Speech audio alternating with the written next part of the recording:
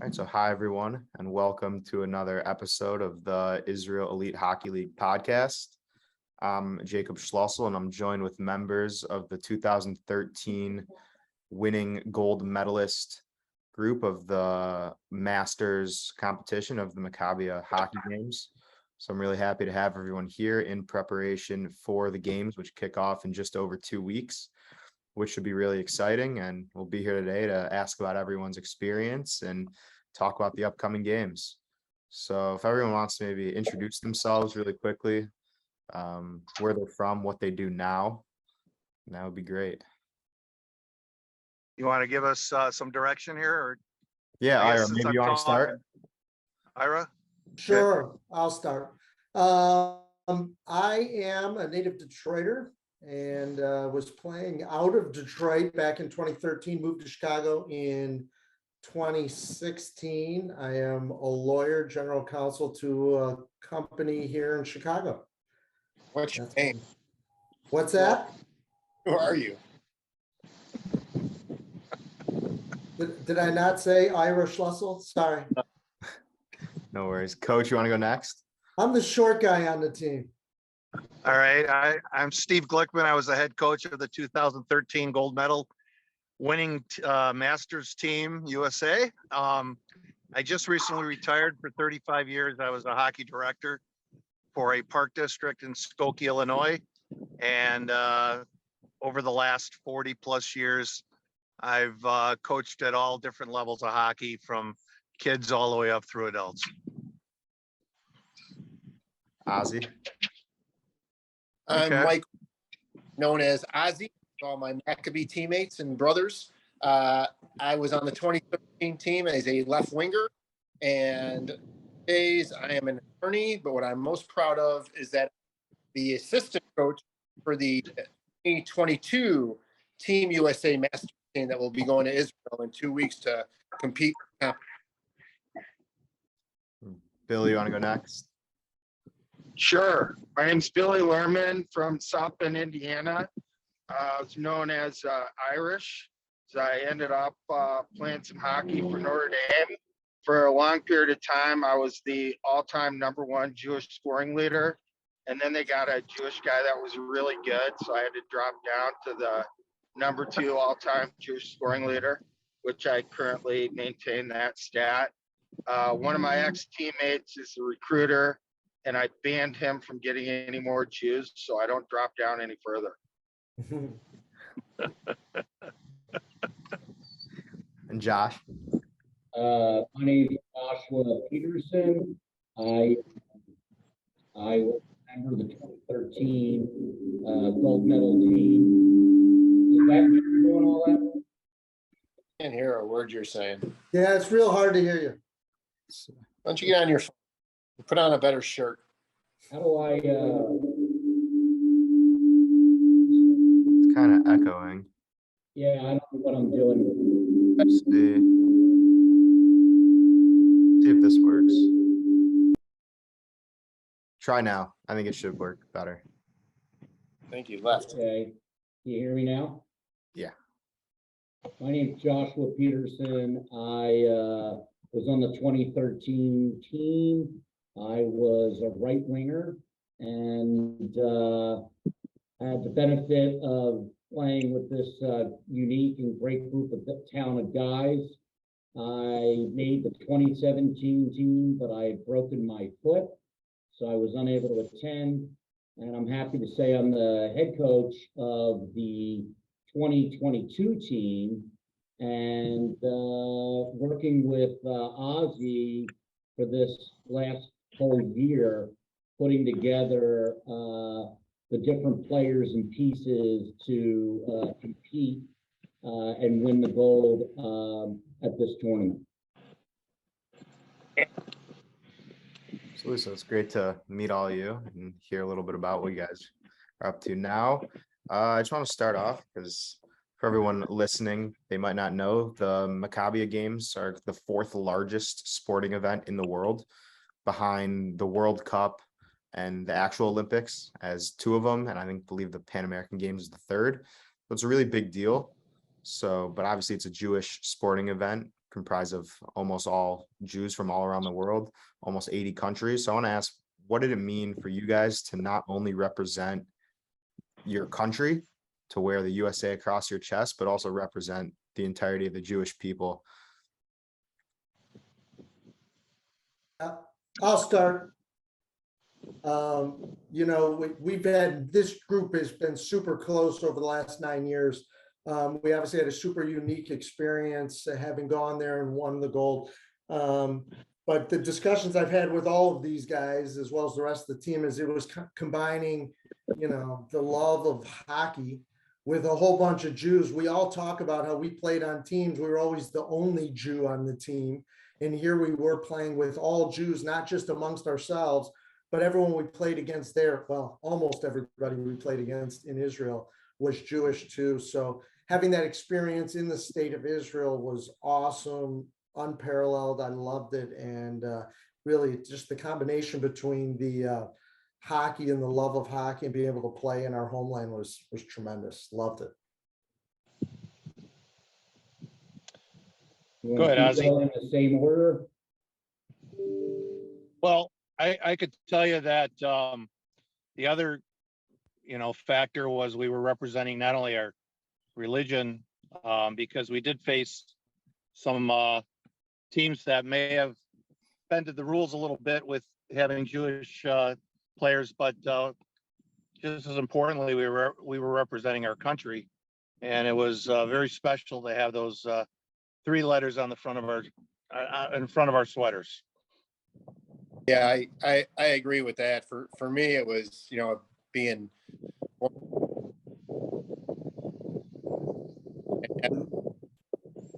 any delusions that I would ever be good enough to be on that team. But to be able to put on, this jersey and play against a bunch of guys that had the maple leaf on their jersey, and then a bunch of guys that had the Russian crest on their jersey, then the Israeli jersey, that was, I can't even explain what a thrill that was to be able to do that, and then to do it in Israel was just unbelievable. And I'm going to direct this one towards Billy. Obviously, you played for Notre Dame for a while and from South Bend, which is an area which doesn't have many Jews, and you're playing for a institution that is a Catholic institution. Did you feel any different or more personal connection playing in the Maccabiah games? The first thing I'd say is that at Notre Dame, and I don't know if it's because it's a religious institution, but people were very respectful.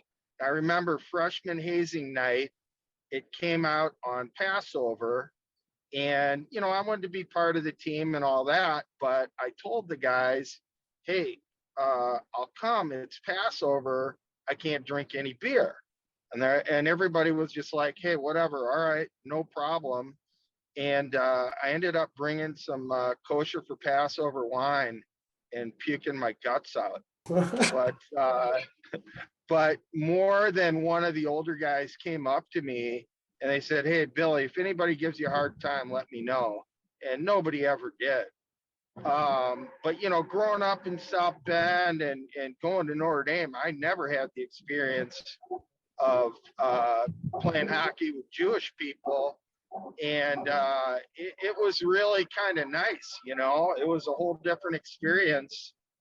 And I think where we played in Metula, that was really unique too. I mean, I don't know that there's another rink in the world that is similar to that.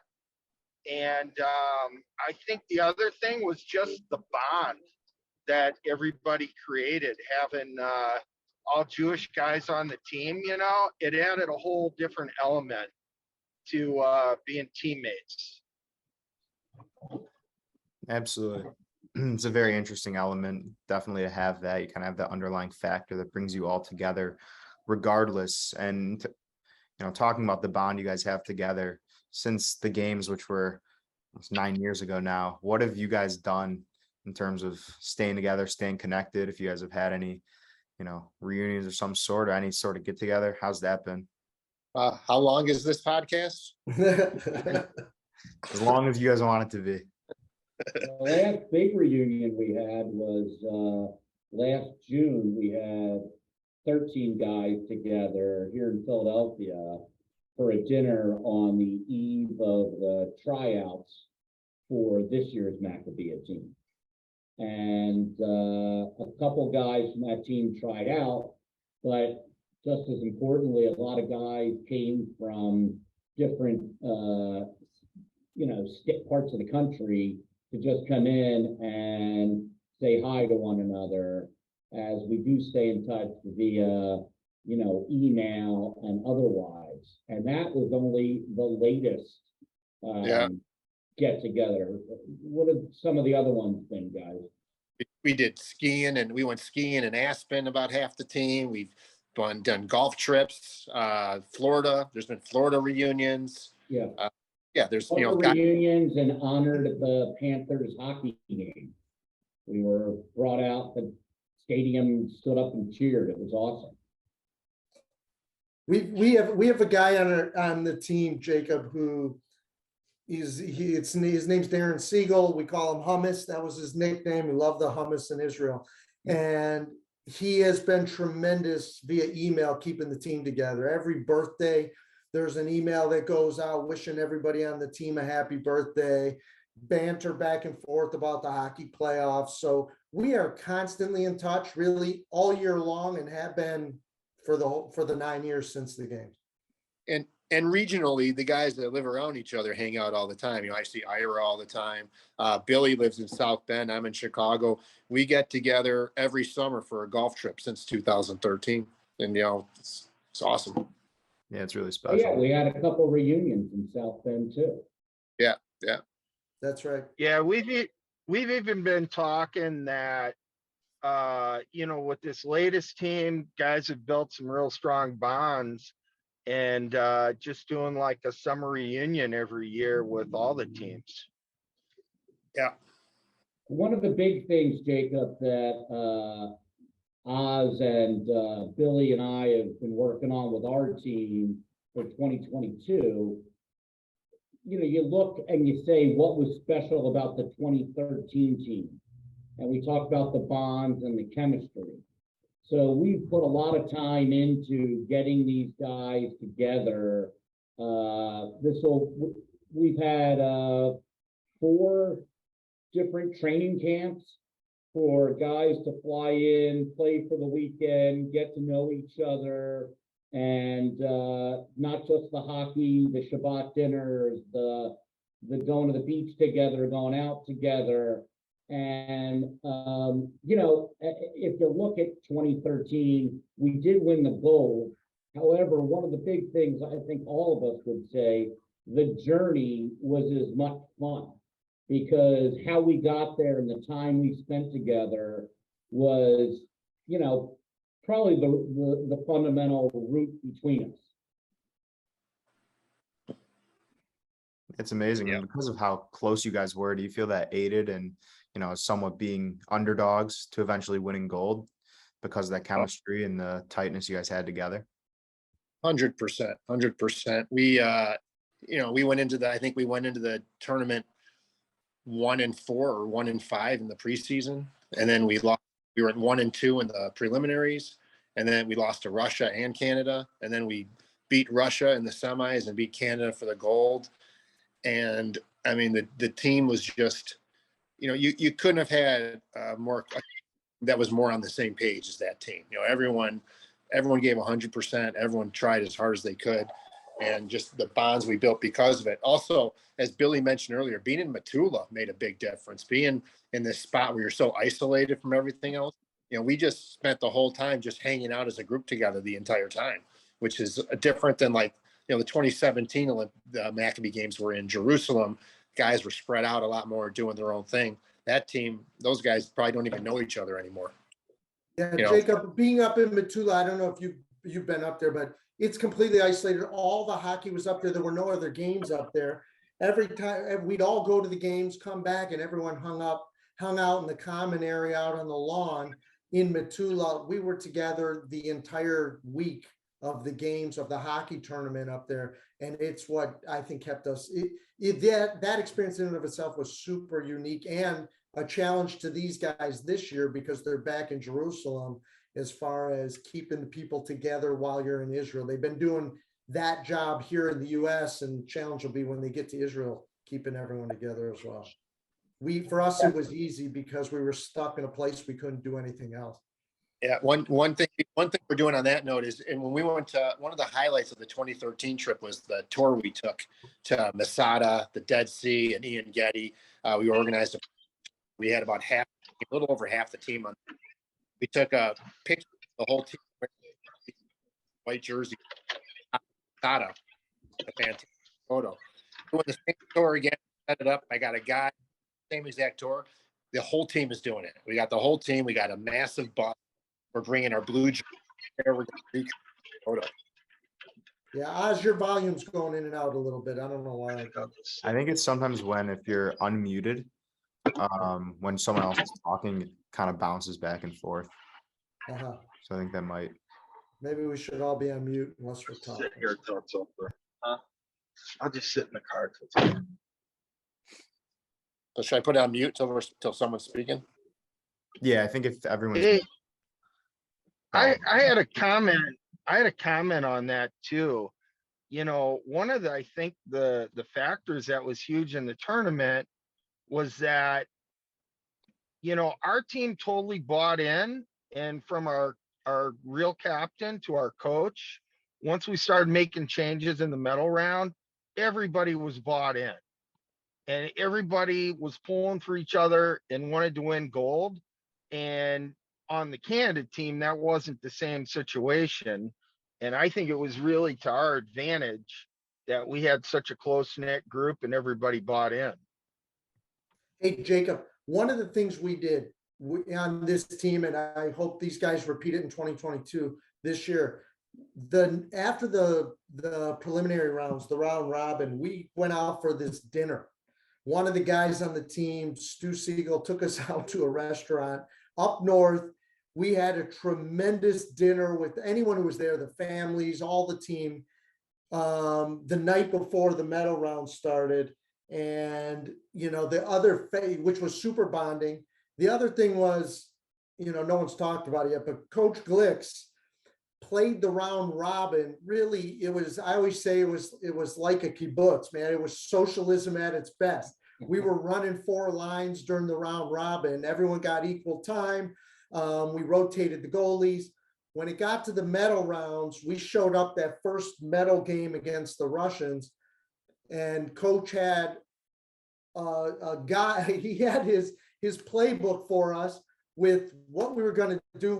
Some of us have copies of it, and how we were going to beat the Russians after we got crushed. We lost, I think it was 11-5 or 6 or something. They had a player who played in the KHL, played in the Calgary Olympics. And we put a couple guys, Billy was one of them, another guy, Rob Goldstein, on him, shadowing him. Every time he was on the ice, one of those 2 guys was shadowing him. We kept him outside. He had 6 goals against us the first game and didn't score in the second game. But all of a sudden there was a guide how to beat him. And I would, you know, coach should probably share the story of sitting down with Jacques Demers the night before up at that kibbutz on how to beat those guys, because that was part of the story. And then he ended up getting something he probably didn't want, which was us playing the Canadians in the gold medal game. Yeah, that's true. I did sit down with Jacques the night before. So, hey, why don't you let him know? It was Jacques Demers, the coach of the Canadians, who coached the Masters Canadian team in 13. Yeah, Jacques Demers was the Stanley Cup champion, head coach of the Montreal Canadiens in 1993. So highly respected. He was the head coach of the Masters Canadian team, and Guy Carbonneau, who was a player on that team and a long time NHL, I think he's in the Hall of Fame, was the head coach of the Canadian Open team. So up in Canada, as far as selecting the coaches, they take it pretty seriously. But Jacques did us a great favor and giving us a couple of pointers on, you know, gumming up the center of the ice, the middle of the ice, and keeping the Russians out to the periphery. And we took his advice, and it worked great. And then we had to we pretty much did the same, almost the same strategy that Jacques suggested for us to use against the Russians. We used against him the next day and beat Canada for the gold. And I think he was aware of that. Yeah, it's pretty funny. Just to add on to that, not only did Jacques Demers was he a Stanley Cup winner, but he's also a two-time Jack Adams Award winner. So for everyone listening, that's the best coach in the NHL. So Sure. Coach Glicks might out-coach the best coach in the NHL at a time. Pretty amazing. Never be. Well, And Coach Glicks didn't get much sleep the night before because his roommate, Billy Lerman, woke him up to tell him he wanted the job of shadowing him. And yeah. Coach Glicks had spent enough time coming up with strategy, needed some sleep. But Billy was all fired up and wanted to let him know how much he wanted that responsibility. And you know what? I remember not going to bed much at all that night. So the very little sleep that I was getting, I think Billy was trying to disrupt me with it. But what I did was there was a guy who headed the hockey portion of the Maccabi, Jeff Schulman. And I had asked Jeff earlier that day, the night before the semifinals, if I could get all the Russians and all the Canadian score sheets, which he was able to do, and give me copies of all the score sheets, because we didn't have any video that I could refer to. So I went through the score sheets and realized we all knew who the bomb was on the Russian team, but I wasn't sure about the Canadians until I saw all their score sheets. And there were two players, I still remember their names, Farkas and Kirschenbaum, who we knew that if we could shut them down, we'd have a good chance of beating Canada. So that's how that all played out as well.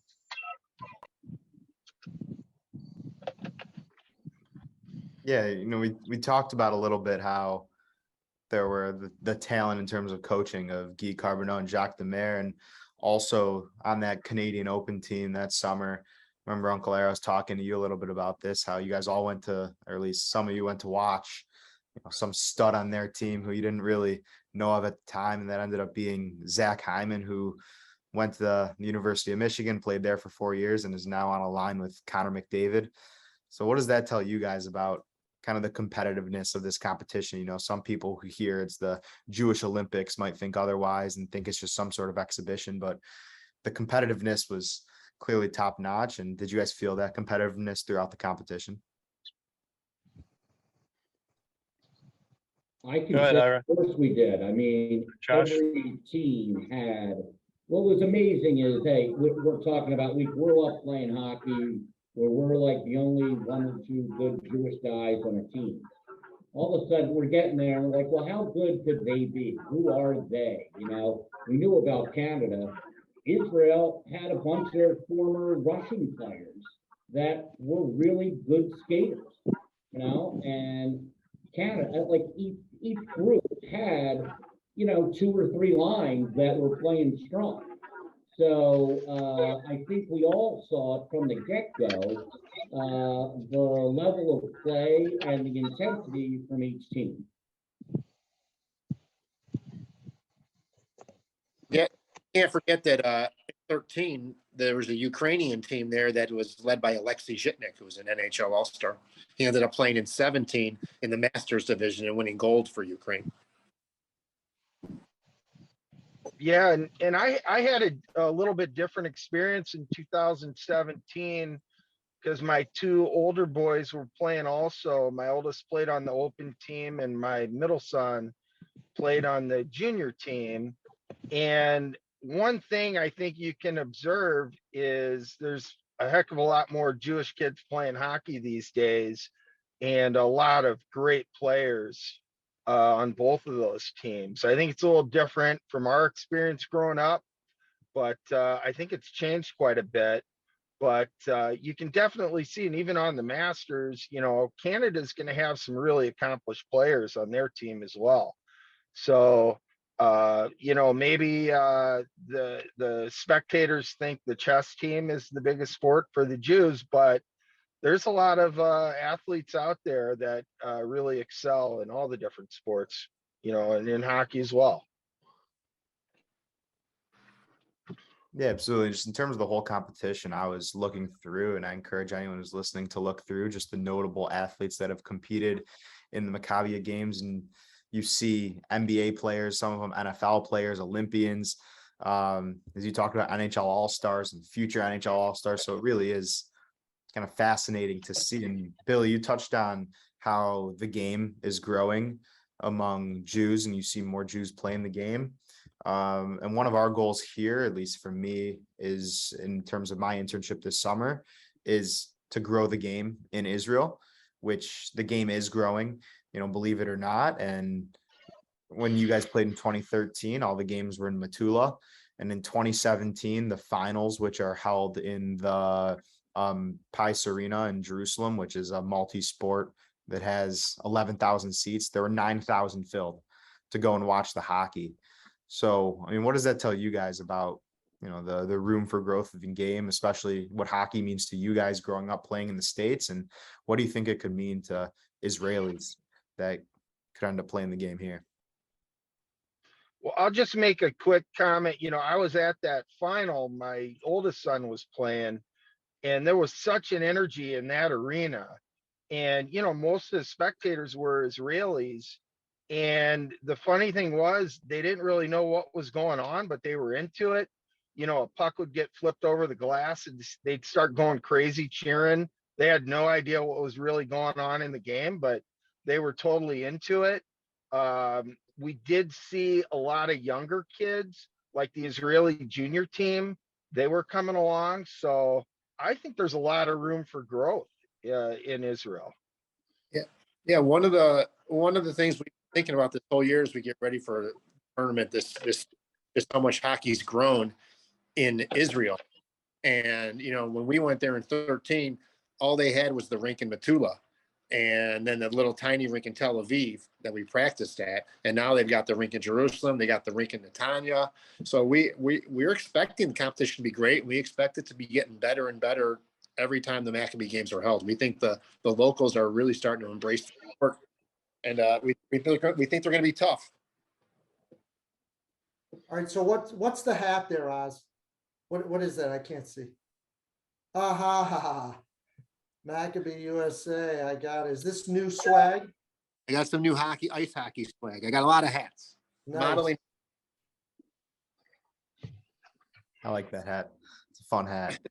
You guys talked about of like the youth playing the game, and in the Israeli Elite Hockey League, which I've watched a lot of their games in the last few weeks, there's a lot of really, really talented Israeli teenagers of ages, 15, 16, 17, who I've been really impressed watching, who, they've grown up playing, as you talked about, in that little small, it's like a 3-on-3 rink in Tel Aviv, and where there wasn't really the infrastructure for hockey. And this rink in Netanya now, you can't really get ice time there.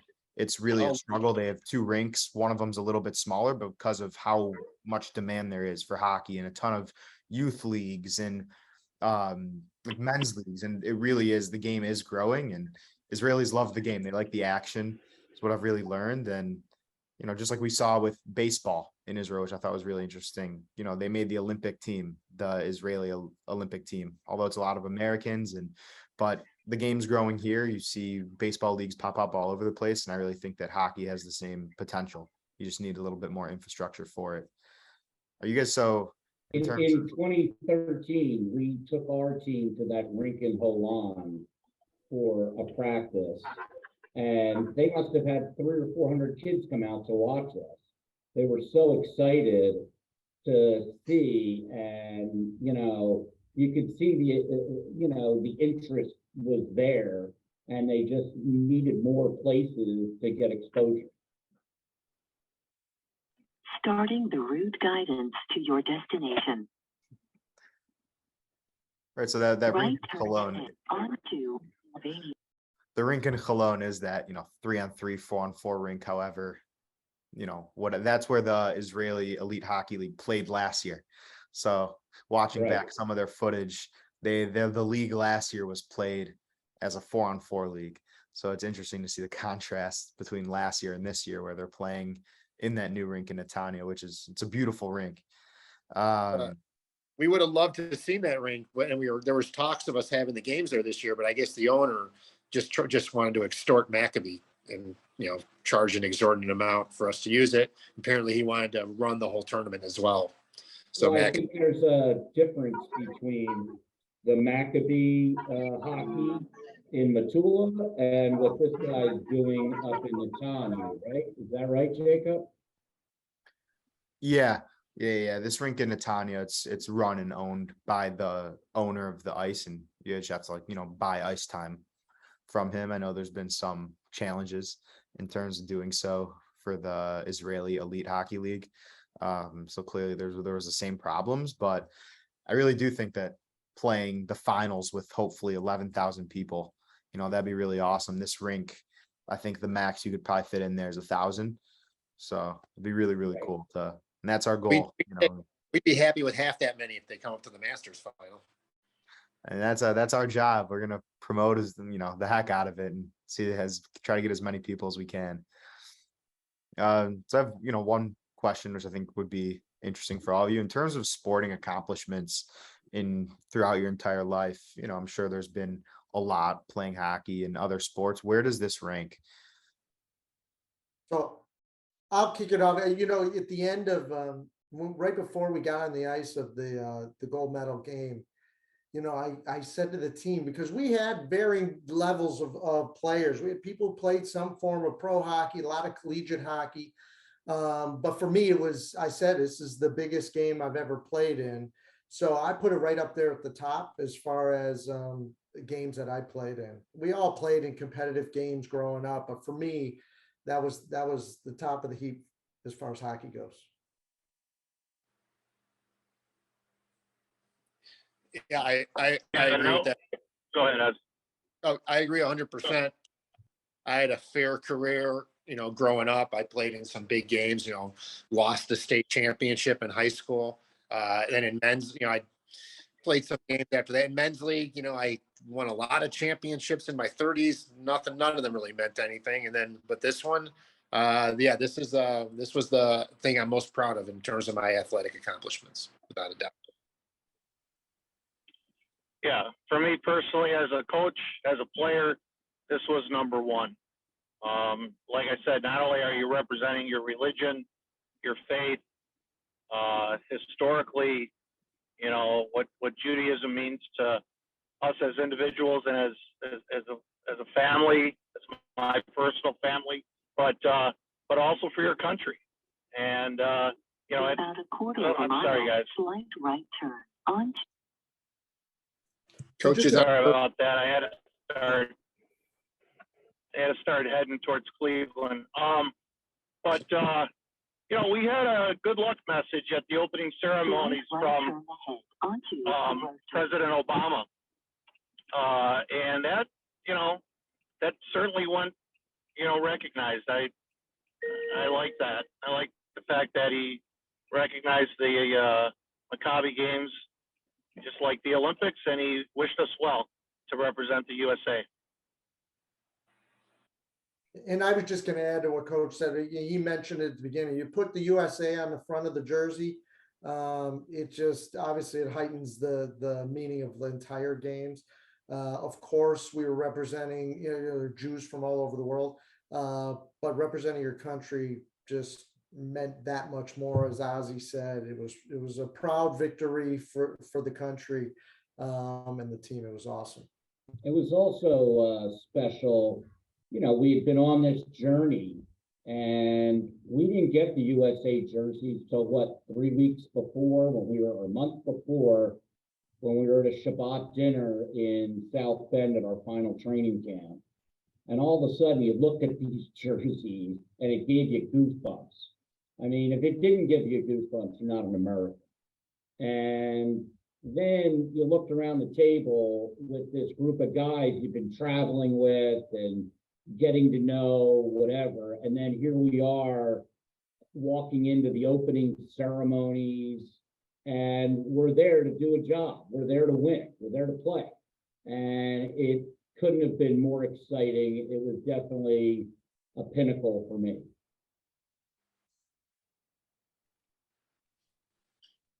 Yeah, and to ask you guys about Yeah. Well, I was just gonna say, I just remember it being super emotional when we beat Russia. I mean, one thing, it was just a challenge as a hockey player because they had a really good team and that great player. But then, we were going to the finals to play Canada, and I just remember how emotional it was just having won that game. And I agree 100%. How hard we had to work to beat that Russian team, the hardest I've ever skated in my entire life, and then to beat them and to know that we are going to play Canada in the gold medal game. I agree with Billy. When I was on the bus after that game, I will admit it, I cried tears of joy for the only time in my entire life, sitting on that bus after we were getting ready to leave. We were getting ready to leave that arena. Never before, never since. Yeah, to kind of transition, you talked about the emotion that comes with this game. And I think part of it is how big of a deal it was to all of you, but also like the opening ceremony. You guys talked a little bit about, just to kind of, again, it feels like a whole Olympic opening ceremony type of thing. If you look at the pictures online, how was that experience? Just being at the opening ceremonies and walking. I got to tell you, Jacob, when we walked, we had to get there. I had my family there. We went early. I don't remember how early we had to be there, but it was pretty early. I walked them to their seats. The stadium was empty. And my wife says to me, "Are you going to be one of those guys with your phone and go around?" And I said, "There is no way I'm going to be that guy." We're out in the parking lot exchanging everything, paraphernalia, hats and medals and coins and all this stuff. And then they bring you into the stadium. It's now dark. Night has fallen. We get in the stadium and it's packed. And the crowd starts screaming, "USA." I reached in my pocket, pulled out my damn phone, started filming. And of course, I didn't charge my phone because I didn't think there was a chance I was going to use the thing. The thing died on me. But I wish I had more charge because it was incredibly emotional walking into that stadium. I didn't realize the extent to which it would feel like an Olympics. It really did. It was top notch. The prime minister spoke. The mayor of the city of Jerusalem spoke. The stadium was packed. It was lit up. The cauldron was lit. It was incredible. I thought that was other than winning the gold medal, that was the highlight of the games for me. I thought it was incredible. But Ira, wouldn't you say that was one of just many moments, unexpected? You didn't know, even because, as we're rehashing this, the dinner in Matul, obviously not the same level, a different level of emotion. The emotion getting there and getting the jersey, the emotion of the walking through the stadium, the emotion of getting out there for our first game against Canada. All of these things were we weren't prepared for it. We didn't know what to expect, and everything exceeded our wildest emotions or dreams. I had no idea this was going to be like this. Totally. Don't forget, we've been playing beer league for how many years prior to this, and everybody kept saying it's going to be this or that, but you couldn't have prepared me for it.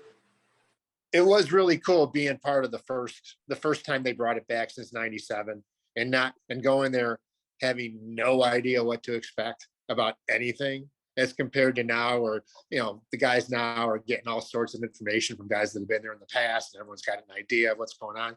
It was really cool to do this and have no idea. We had no idea what the rink was going to be like, no idea what the competition was, and just every surprise along the way, and just take it, and we took it as a team and went to work through it. It was great.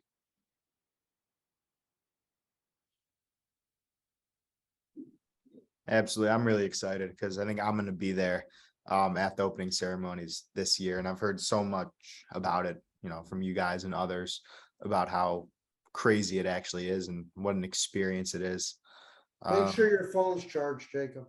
It will be. That's gonna be my whole job, is to video the whole thing and then post Alright, it. good. So it'll definitely be charged. And Jacob, just to let you know, we have had discussions with Tal about scrimmaging or doing something with the members that are sticking around from the Elite League to do some sort of a charity skate before we get started or in between. We were trying to figure that out. It's tough because your league ends what, next weekend with the playoffs? Yeah, the finals are July 3rd. Final. So we, you know, it's another way to connect our program to Israel on a longer term basis. Right, absolutely. I think that's what a lot of it's about, is making that connection between everyone and making that connection for all these Jews coming into Israel. I think it's really amazing, and hopefully that will happen. I'll be there if it will. I think that'd really attract the crowd too. You promote it as Israel versus USA, really catch people's eyes and want to be there. Between Ozzy and Josh, what are you guys looking forward to for coming back and coaching this team, and what should we look out for? I think the thing that we're most looking forward to, and this is what we've really been focused on for the last year, is that we want the players on our team to have the same experience that we had in 2013, and to leave with, a lifelong group of friends, brothers.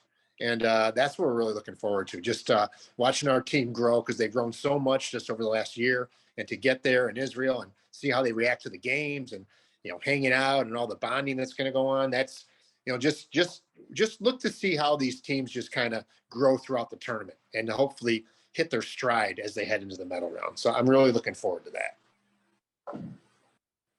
Yeah, I mean, we've got tall shoes to fill with Coach Glicks, Billy Jaffe in the past. The one thread through it all is Billy Lerman, our captain this year. We've got a great leadership group, and we're hoping that through the number of times we've gotten our team together at training camps, that it's not, they don't need the time to create the chemistry. They have the time to build on it, to build on the foundation that we've developed. So they're there enjoying the moment and playing their best. And I'm looking forward to the time and effort we put in to get the key pieces in place to create a winning team.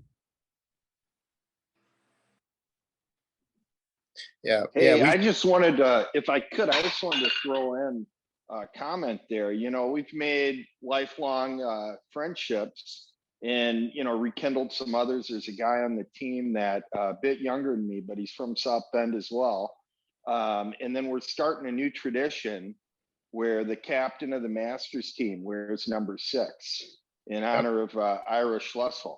And I just want to assure everyone that this tradition has nothing to do with Maccabi sending me the wrong size jerseys of normal 94. It's got everything to do with honoring Ira.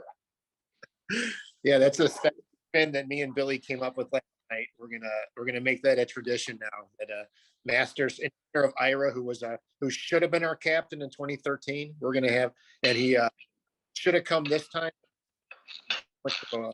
Well, who knows why he won't come this time? But anyway, the point being is, yeah, from now on, we're gonna make all our captains wear numbers in honor of Ira. Love it, fellas. Yeah, Ira also represents a number of players that played on a 13 team that could have played on this team, but to their credit, also recognized that the amount of work and effort it took to get to that level by July, and knowing what it took, made the decision, I don't want to give up. I don't want to take somebody else's spot away who is fully, in on the program. I want to give it to somebody else. I think that is a difficult decision for guys to make. And Ira and a few of our other players had to make that decision. Yeah. And Jacob, we tried really hard to get Ira. We recruited the hell out of Ira. We wined and dined him. He's turned into a bit of a prima donna now that he's won a gold medal. It was a little tough to deal with, but we tried, but he turned us down at the end. Well, be honest, he wanted number 66. There you go. That's right. Or 666. No, it was one of those unique experiences. I loved every second of it. We trained like we talked about for a year. I just wasn't skating like that in 21 and 22. And there were plenty. They got a great team, and I expect them to come back with a similar gold medal this time around.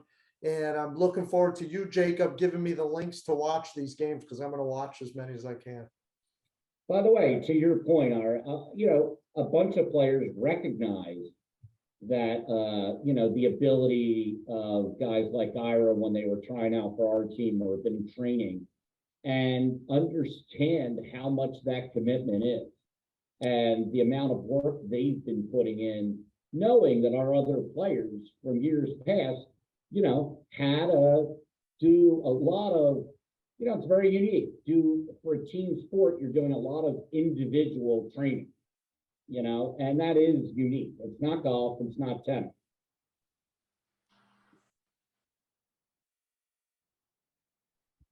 Absolutely. Well, I'm really looking forward to being at the games in a few weeks. I think that might- US 23 South. Coach, don't miss your turn. So I think that might just about do it. Sorry, guys, I just unmuted and the GPS went on. I just want to say that I had the opportunity to spend a full day with the 2022 Masters team.